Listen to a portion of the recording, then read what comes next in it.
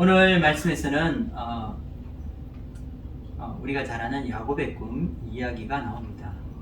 야곱이 광야에서 하룻밤 자다가 이 꿈에는 하나님의 사닥다리가 나오고 천사들이 이렇게 오르락 내리락 하는 장면이 나옵니다. 야곱이 꾸었던 꿈은 헛되고 허황된 그런 꿈에 대한 이야기가 아니었습니다. 그가 꿈속에서 체험한 하나님의 보좌와 이 천상의 이미지들은 그가 만난 하나님에 대한 실제적인 체험을 우리에게 보여주고 있습니다. 하나님은 우리에게 때로는 꿈과 이 계시를 통해서, 때로는 이 하나님의 사람들을 통해서, 때로는 우리 마음에 직접 음성을 주셔서 하나님의 살아계심을 보여주십니다. 하나님을 알지 못하는 세상 사람들은 하나님을 믿지 않고 천사도 기적도 믿지 않습니다. 그러나 우리 크리스찬들의 삶은 살아계신 하나님과 늘 함께 동행하며 현재를 살아가고 매일의 삶 가운데 이와 같은 신비로운 기적을 체험하며 살아가고 있습니다. 우리가 잘 아는 C.S. 루이스는 오늘날에도 많은 사람들에게 영향력을 미치고 있다고 말할 수 있습니다. 때때로 우리는 그의 책을 통해서 크리스찬이 되었다는 이 믿음의 고백을 하는 사람들의 간증을 들을 때가 있습니다. 명문 이 사립대학으로 알려진 듀크 대학 신학부 신학생이었던 이 세니엘 아미스테드라는 사람의 이 이야기가 있습니다. 1973년 11월 어느 날 이 밤에 이 세니엘은 이 루스의 책이었던 이 미라클스 기적이라는 책을 읽고 있었습니다. 처음 책을 읽기 시작했을 때는 정말 아무 생각이 없었는데 점점 이 책 속으로 빠져들게 되었습니다. 그리고 책을 절반쯤 읽었을 때 하나님이 진짜 살아계실지도 모른다는 그런 두려움이 생겼다고 합니다. 그녀가 지금까지 무신론자로서 자신이 옹호하고 주장해왔던 이 논정들이 하나씩 해체되고 있었던 것입니다. 잠시 후 그녀는 책을 읽으면서 자신의 방 안에 임재하신 하나님을 생생하게 느끼게 되었고, 그리고 하나님의 사랑에 압도당하게 되었습니다. 그리고 그날 밤 예수 그리스도 앞에 자신의 인생을 드리고자 결심하게 되었다고 합니다. 그런데 사실 이 이야기보다 더 놀라운 일이 일어나게 되었습니다. 나중에 시간이 지난 뒤에 그녀는 자신이 이 그리스도인이 되었던 바로 그날 밤 읽었던 이 기적이라는 책을 다시 한번 읽게 되었습니다. 그런데 이 책 내용 중에서 하나님을 생생하게 체험하였고 또 그녀의 삶이 변하게 된 결정적인 계기가 되었던 그 대목이 루이스의 책에는 나오지 않는다는 사실을 알게 된 것입니다. 너무나 오싹하고 섬뜩한 사실을 깨닫게 된 것입니다. 기적이라는 이 책을 읽으면서 실제로 하나님의 기적을 체험하게 되었던 것입니다. 야곱에게 하늘 문을 열어주시고 지금까지 그가 상상할 수 없었던 이 하나님의 영적인 세계를 보여주신 분은 하나님이셨습니다. 꿈을 통해서, 그리고 우리의 삶을 통해서 지금도 말씀하고 계시는 이 하나님은 살아계신 주님이십니다. 오늘 말씀을 통해 인간적인 깨와 자기 힘을 의지하며 살아가던 이 야곱의 영적인 눈을 열어서 이 영적인 세계로 인도하시는 하나님을 우리는 만나게 될 것입니다. 오늘 말씀을 통해서 야곱의 삶에 일어난 환상과 이 기적처럼 우리에게도 찾아오셔서 하나님의 소망과 비전을 보여주시고 하나님이 지금도 살아계심을 이 삶을 통해서 우리가 간증하게 되는 은혜가 있기를 기도드립니다. 오늘 말씀 28장에는 이삭이 아내 리브가의 말을 듣고 이 아들 야곱을 외삼촌 라반의 집으로 보내는 내용이 나옵니다. 사랑하는 아들을 떠나보내야 하지만 이 형의 노여움, 이 분노가 풀릴 때까지 잠시 이 외삼촌 댁에 피해 있을 수밖에 없는 상황이었습니다. 이때 야곱을 떠나보내면서 이삭은 그에게 진심으로 복을 빌어주게 됩니다. 우리 함께 3절에서 4절을 읽어보도록 하겠습니다. 전능하신 하나님이 내게 복을 주시어 내가 생육하고 번성하게 하여 내가 여러 족속을 이루게 하시고 아브라함에게 허락하신 복을 내게 주시되 너와 함께 내 자손에게도 주사 하나님이 아브라함에게 주신 땅 곧 내가 거류하는 땅을 내가 차지하게 하시기를 원하노라. 아브라함에게 허락하신 복을 내게 주시되. 처음에 이삭은 이 속아서 에서에게 줄 이 축복의 말씀을 동생인 야곱에게 주었습니다. 그러나 이제 그는 이 아브라함의 축복으로 아들 야곱을 축복하고 있습니다. 아브라함과 이삭을 이어 다음 세대에 하나님의 이 축복을 물려받을 이 장자로 이 야곱을 인정하고 있는 것을 우리는 알 수 있습니다. 야곱은 형 에서가 자신을 죽이려는 이 마음을 품고 이 기회를 노리고 있기 때문에 어쩔 수 없이 이 아버지의 집을 떠나야 했지만 하나님께서는 이 야곱을 위해서 더 큰 계획을 준비하고 그의 길을 인도하고 계셨습니다. 바로 이 야곱이 이 자기 외삼촌 이 라반의 집에서 이루어지게 될 이 결혼, 그리고 이 결혼을 통해서 그 믿음의 후손들을 보게 되는 것입니다. 오래전 아브라함의 종 엘리에셀이 하란을 방문했을 때 그때는 이 낙타 10마리의 온갖 이 값비싼 금은 보석과 좋은 것들을 싣고 화려하게 방문하였습니다. 하지만 이제 야곱은 아무것도 가지지 않는 이 맨몸으로 쫓겨나다시피 이 하란을 방문하게 될 것입니다. 그의 나이는 70이 넘어가는 나이였고 가나안 땅에서 하란까지는 이 1000km가 넘는 이 멀고도 험한 길이었습니다. 10절에서 11절 말씀을 읽어보도록 하겠습니다. 야곱이 브엘세바에서 떠나 하란으로 향하여 가더니 한 곳에 이르러는 해가 진지라. 거기서 유숙하려고 그곳에 한 돌을 가져다가 베개로 삼고 거기 누워 자더니.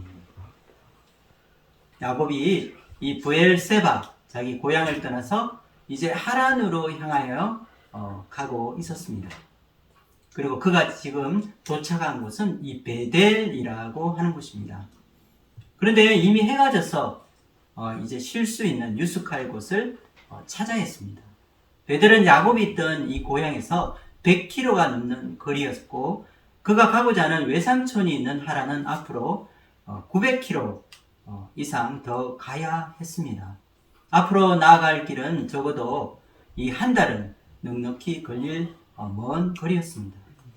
풀 한 포기가 나지 않고 잠시 쉴 수 있는 이 그늘조차 찾아볼 수 없는 이 드넓은 광야에서 안전하게 유숙할 수 있는 곳은 아무 데도 없었습니다.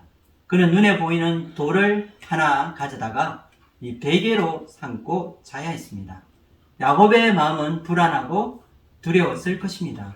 아무것도 의지할 것도 없이 이 세상 한가운데 덩그러니 버려진 것처럼 느껴졌을 것입니다.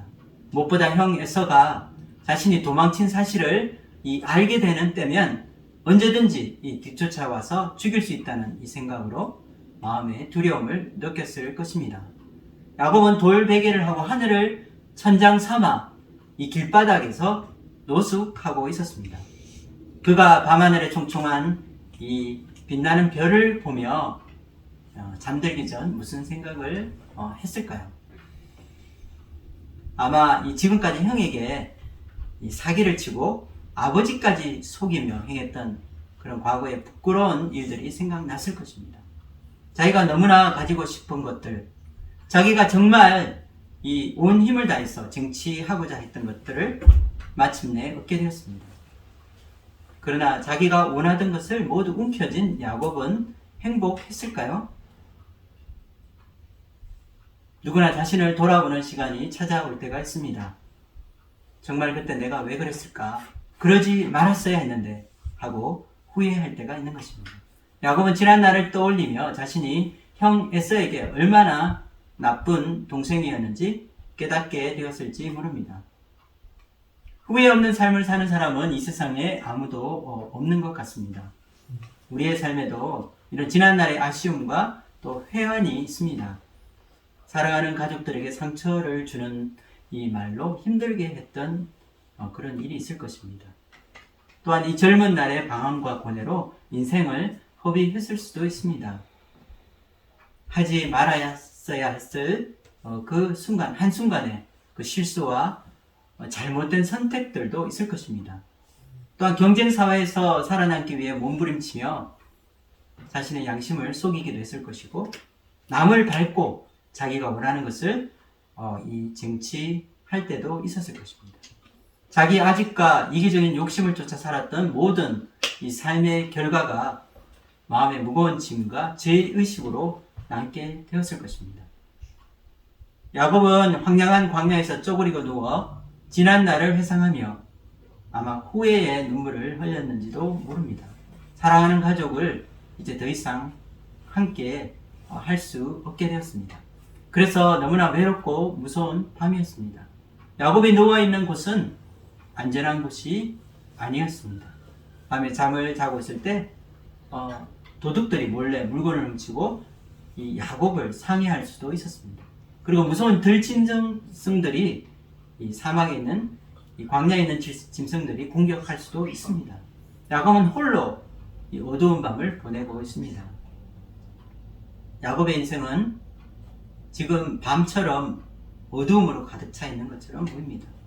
후회스러운 과거, 그리고 앞으로 막막한 미래를 생각해 볼 때 앞으로 그가 맞이해야 할 수많은 모험과 이 고난이 그를 기다리고 있었던 것입니다.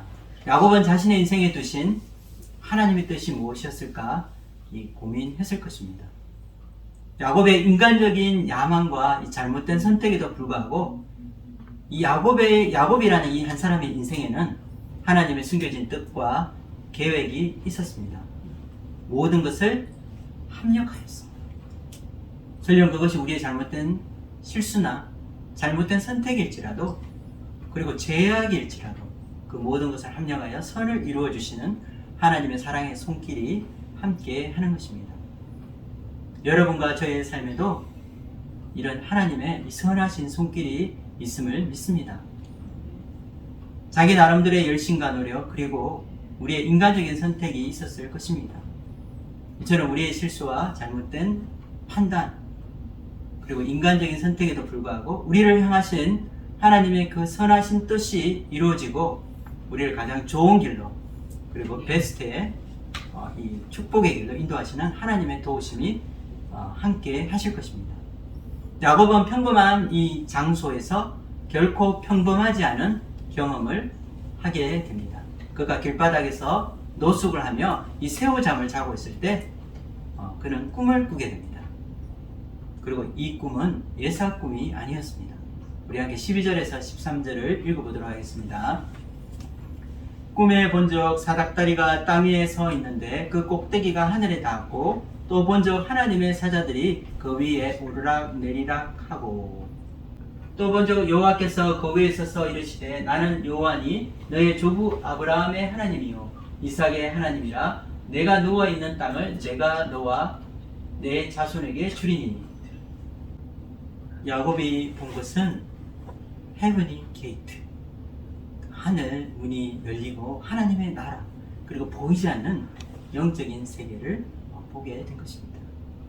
야곱은 지금까지 이 할아버지 아브라함과 아버지 이삭으로부터 말로만 듣던 여호와 하나님을 직접 만나고 그분의 음성을 듣게 된 것입니다. 하늘 문이 열리고 지금까지 한 번도 보지 못했던 이상하고 신비로운 환상을 보게 된 것입니다. 하나님을 만나는 체험으로 그의 마음은 경이로움으로 가득 차게 되었습니다. 하나님을 만나는 개인적인 이 경험이 우리의 신앙을 성장시킵니다. 말로만 듣던 이 상천 하지의 하나님을 만나게 되면 우리의 삶이 근본적으로 바뀌게 될 것입니다. 우리의 이 가치관이 바뀌고 우리의 삶의 방향이 바뀌게 되는 것입니다. 너희는 여호와의 선하심을 맛보아 알지어다. 그에게 패하는 자는 복이 있도다. 시편 34편 이 8절 말씀과 같이 우리의 삶에도 하나님을 인격적으로 경험하는 축복이 함께하기를 기도합니다. 저와 여러분의 이 삶 가운데서도 하나님을 만나서 그분의 한량없는 이 사랑을 깨닫고 이 하나님의 놀라운 은혜를 누리게 되기를 주님의 이름으로 축원드립니다. 아멘. 야곱이 본 것은 이 하나님의 영광스러운 이 보좌와 이 천상에 존재했던 이 천사들의 모습이었습니다. 오늘 야곱이 꿈속에서 본 이 환상은 우리에게 어떤 의미를 주고 있을까요? 저와 함께 이 두 가지에 대해서 함께 나눠보도록 하겠습니다. 첫째로 이 야곱은 이 하나님이 주신 꿈과 환상을 통해서 이 자신이 얼마나 하나님의 축복을 받은 자인지 알게 되었습니다. 우리 함께 따라해 보시겠습니다. 나는 하나님의 선택을 받은 자입니다. 하나님의 선택을 받은 자입니다. 우리는 하나님의 축복을 받고 하나님의 선택을 받은 자입니다. 여러분 믿으십니까? 아멘. 야곱은 이 축복을 얻으려고 이 자신의 머리를 굴리고 이 온갖 방법으로 이 형의 축복을 가로챘지만 지금 자신은 아무것도 가지지 못하고 쫓겨나 광야의 하룻밤을 보내고 있습니다. 이런 상황에서 야곱은 이 자신의 모습이 너무나 초라하고 또 불쌍하게 느껴졌을 것입니다. 아버지 이삭의 이 막대한 이 유산 중에 이 장자의 몫을 받기는커녕 아무것도 얻지 못하고 지금 그는 방랑자요 나그네가 되었습니다. 그리고 앞으로 이 외삼촌 이 라반의 집에서 일이 어떻게 진행될지, 일이 잘 될지 아니면 또 오히려 또 힘든 시간을 보내게 될지 그는 알 수 없었습니다. 그의 미래에 아무것도 약속된 것이 없이 맨몸으로 나와 다시 처음부터 시작해야 하는 것입니다. 이런 야곱이 아무도 없는 이 광야에서 쓸쓸히 혼자 이 돌베개를 베고 잠을 자면서 이 자신이 참으로 작고 이 보잘것없는 자처럼 느껴졌을 것입니다. 그러나 하나님은 낙담하고 있는 야곱에게 하나님의 나라의 이 놀라운 이 영적인 세계 그리고 이 하나님이 보이신 이 영적인 세계에서 그리고 하나님의 나라에서 그가 얼마나 중요한 존재라는 건지 하나님께서 보여주고 계셨습니다. 야곱의 머리 위에서 하늘 문이 열린 것입니다. 하나님은 우리가 아무것도 가진 것이 없고 또 자신을 돌아볼 때 자신은 정말 볼품없이 느껴질 때도 바로 우리 자신이 하나님의 소중한 자녀인 것을 가르쳐 주십니다. 우리가 매일매일 부딪히는 이 현실은 우리를 절망하게 만들고 또 지금 내가 처한 이 상황과 형편은 나로 하여금 점점 위축되고 또 주눅들고 작아지게 만듭니다. 20세기 영성가로 유명한 헨리 나우에는 그의 책에서 이런 말을 하였습니다. 나는 내 내면의 목소리뿐만 아니라 주변을 바라볼 때도 나에게 이렇게 말하는 어두운 소리에 압도되어 버립니다. 넌 특별한 존재가 아니야. 수백만 명 중에 한 사람일 뿐이야. 내 목숨은 먹여 살려야 할 하찮은 입에 불과해. 세상은 끈질기게 자기 회의, 그리고 낮은 자존감, 그리고 자기 거부, rejection, 그리고 침체라는 암흑 속으로 우리를 잡아당기고 있습니다. 우리는 때때로 세상에서 내가 환영받지 못한 존재구나 하고 느낄 때가 있습니다. 참혹하고 고통스러운 현실 속에서 세상이 우리를 택하지 않을 때라도 우리가 하나님의 선택받은 자라는 이 진리를 과감하게 선포해야 한다고 헨리 나우에는 말하고 있습니다.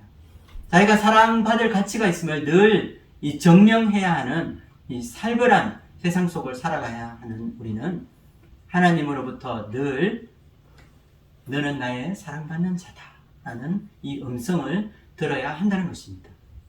우리가 태어나고 자라는 것, 그리고 우리가 집을 떠나 직장을 얻고 혹은 결혼해서 새로운 인생을 사는 것, 또 우리가 칭찬받거나 거절당하는 것, 또 때로는 우리가 아픈 것과 그리고 치료받는 것, 그리고 살고 죽는 이 모든 것이 하나님이 우리에게 주시는 이 질문, 내가 나를 사랑하느냐 하는 이 모든 것을 우리의 삶으로 표현된 것이라고 그는 말해주고 있습니다. 보기에는 이 모두 평범하고 때로는 현실에서 너무나 작아 보인 우리의 모습이지만 우리는 하나님의 이 존귀한 자녀들이며 하나님의 약속을 받은 선택받은 그런 이 귀한 사람들입니다. 현실에서 자신을 어떤 존재로 자신을 인식하느냐는 중요합니다. 그러나 우리는 늘 세상의 눈으로 이 나를 보는 것이 아니라 하나님의 눈으로 자신을 볼 수 있어야 할 것입니다. 하나님은 저와 여러분을 존귀한 하나님의 자녀로 부르시고 또 귀한 자녀로 삼으셨습니다. 그리고 우리의 기도는 매일 하늘 보좌로 올라가서 이 천사들이 우리를 보호하고 지켜주는 것입니다. 우리 함께 이 고린도후서 6장 9절에서 10절 말씀을 읽어보겠습니다. 무명한 자 같으나 유명한 자요 죽은 자 같으나 보라 우리가 살아있고 징계를 받는 자 같으나 죽임을 당하지 아니하고 근심하는 자 같으나 항상 기뻐하고 가난한 자 같으나 많은 사람을 부유하게 하고 아무것도 없는 자 같으나 모든 것을 가진 자로다. 아멘. 그렇습니다. 우리는 아무것도 없는 자 같지만 우리는 모든 것을 가진 하나님의 선택받은 자들입니다. 여러분은 오늘 하루 살아가면서 나는 하나님의 사랑받는 자이며 또한 하나님의 선택받은 자라는 이 믿음을 고백하며 살아가고 계십니까? 냉혹한 현실은 우리를 끊임없이 부정하지만 하나님은 우리를 사랑하신다는 이 진리는 변함이 없습니다. 어떠한 상황 속에서도 나는 하나님의 사랑받는 자라는 이 믿음을 붙들고 하나님의 사랑 안에 가하며 현실을 이기고 당당하게 승리하는 저와 여러분이 되기를 주님의 이름으로 축원드립니다. 둘째로 우리가 이 야곱이 본 이 꿈을 통해서 하나님이 주시는 이 메시지에서 우리가 배우게 되는 것은 이 야곱이 바로 하나님의 이 축복의 통로라는 사실입니다. 야곱은 지금까지 자신이 얻고자 했던 이 축복, 바로 할아버지 이 아브라함의 이 축복이 그리고 이삭의 축복이 무엇인지 몰랐습니다. 그는 자신도 모르는 것을 얻고자 갈망했고 그리고 그것을 얻기 위해서 어떠한 수단과 방법도 가리지 않았습니다. 형의 것을 빼앗고 또 아버지를 속이면서까지 이렇게 얻고 싶었던 이 장자의 축복은 눈에 보이는 이 세상적이고 물질적인 축복이 아니었습니다. 그것은 바로 하나님이 우리 인간을 위해 이 숨겨두신 신비로운 영적인 세계 안의 축복이었습니다. 그것은 하늘의 복을 이 땅에 가져오는 것이었습니다. 그의 꿈에서 바로 하늘과 땅이 이 연결되는 지점에 바로 야곱이 있었던 것입니다. 야곱은 이 하늘의 축복을 가져오는 헤브니 게이트, 통로였습니다. 하나님이 아브라함을 축복하시고 이 복의 근원이 되게 해주시겠다고 하신 이 약속, 이 아브라함의 축복의 그 약속의 의미가 무엇인지 이 꿈을 통해서 우리에게 보여주시는 것입니다. 저와 여러분은 하나님의 이 축복의 통로입니다. 하나님 주시는 이 놀라운 이 축복들이 바로 우리를 통해서 이 세상에 전해질 것입니다. 저를 따라해 보시겠습니다. 나는 하나님의 축복의 통로입니다. 하나님의 축복의 통로입니다. 나를 통해서 하나님의 축복이 전해질 것입니다. 나를 통해서 하늘의 문이 열릴 것입니다. 그리고 하나님이 이 세상 사람들에게 주시고자 하시는 그 축복이 쏟아지게 될 것입니다. 우리는 자신의 연약함을 인하여서 실망하지 말고 믿음으로 이 땅을 살아가야 할 것입니다. 야곱이 꾼 꿈의 이 의미를 우리가 잘 해석하기 위해서는 우리가 요한복음 1장 예수님이 나다나엘에게 하신 말씀을 살펴보아야 할 것입니다. 우리 함께 요한복음 1장 50절에서 51절 말씀을 읽어보도록 하겠습니다. 예수께서 대답하여 이르시되 내가 너를 무화과 나무 아래에서 보았다 함으로 믿느냐? 이보다 더 큰 일을 보리라. 또 이르시되 진실로 진실로 너에게 이르노니 하늘이 열리고 하나님의 사자들이 인자 위에 오르락 내리락 하는 것을 보리라 하시니라. 바로 하나님의 사자들이 누구 위에? 인자 위에 오르락 내리락 하는 것을 보리라. 예수님께서는 이 나다나엘에게 이 말씀을 주셨습니다. 예수님이 처음 이 나다나엘을 보시고 이 참 이스라엘 사람이며 간사한 것이 없다고 말씀하셨습니다. 나다나엘은 이 마음의 간사함이 없는 순수하고 깨끗한 참 이스라엘 사람이었습니다. 즉 그는 이 무화과 나무 밑에서 늘 하나님의 말씀을 묵상하며 메시아를 기다리고 있었던 것입니다. 예수님의 말씀을 통해서 우리는 이 나다나엘이 이 성경에 어떤 말씀을 묵상했는지 유추해 볼 수 있습니다. 바로 창세기 28장 오늘 말씀이었습니다. 유대인에게서 이 야곱이라는 사람은 이 대단한 사람이었습니다. 바로 이스라엘이라는 이 민족의 조상일 뿐 아니라 오늘 말씀에서 나온 것처럼 하늘의 문을 여는 그런 신비로운 사람이었습니다. 그들 민족의 이름이 이스라엘이 된 것은 바로 이 야곱 때문이었습니다. 이처럼 야곱은 이스라엘이라는 한 민족을 통해 천하 만민이 하나님의 영광을 보며 하늘의 복을 가져오는 귀한 축복의 통로로 하나님이 불러주신 것입니다. 야곱은 하늘의 놀라운 축복을 이 땅에 가져오는 이 헤븐이 게이트, 이 축복의 통로의 역할을 하고 있는 것입니다. 야곱을 통해서 모든 축복과 또 하늘로부터 오는 이 은혜가 부어질 것입니다. 그런데 예수님께서는 이 야곱의 이 자리에 바로 인자, Son of Man, 바로 예수님 자신을 넣으신 것입니다. 하늘이 열리고 하나님의 천사들이 인자 위에 오르락내리락 하는 것을 보게 될 것이라고 주님께서 말씀하신 것입니다. 즉 예수님 자신이 바로 야곱이 가져온 이 축복을 완성하고 또 성취하게 될 바로 메시아이심을 말씀하신 것입니다. 오늘 말씀을 볼 때 이 성경의 인물 중에서 이 야곱도 바로 메시아의 예표로 사용된 것을 볼 수 있습니다.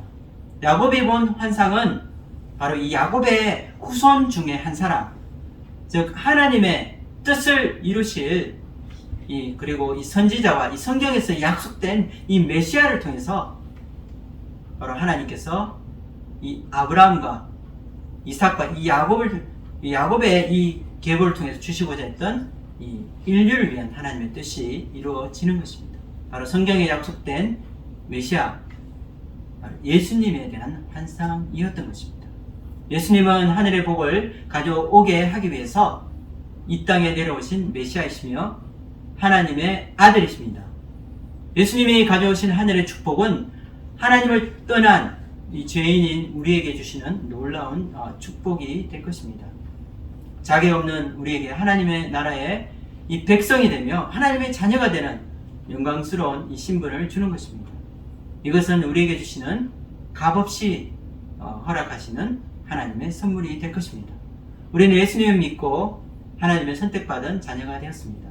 또한 야곱이 한 것처럼 이 하늘의 축복을 세상에 전하는 사명을 받게 되었습니다. 하늘의 축복을 이 땅에 가져오는 이 사명을 우리가 잘 감당하기 위해서는 바로 이 주님의 이 사랑을 이 온 세상에 이 사람들에게 실천하는 우리의 수고와 인내를 감당해야 할 것입니다.